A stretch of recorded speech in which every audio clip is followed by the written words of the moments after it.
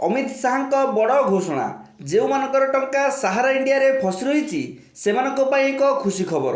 केंद्र स्वराष्ट्र मंत्री अमित शाह मंगलवार लोकसभा 28 फेब्रुआरी 2025 सुधा सहारा ग्रुपर समवाय समिति गुड़िकर 11,61,77 जमाकारी मोट 2025.75 कोटी टंका फेरस्त कर व्यतीत जो मानकर टंका ए पर्यंत फसी रही एक वेबसाइट माध्यम टंका फेरी पाइपर। आउरी शाह कहते जमा होइथिबा राशिर सठिक चिन्हट एवं प्रमाण आधार रे समस्त आवेदन गुड़ी स्वच्छ भाव में जांच कर जाउछि। वर्तमान प्रत्येक जमाकारी सेमानकर आधार लिंक होइथिबा बैंक अकाउंट रे सर्वाधिक 50,000 टंका प्रदान कर जाउछि।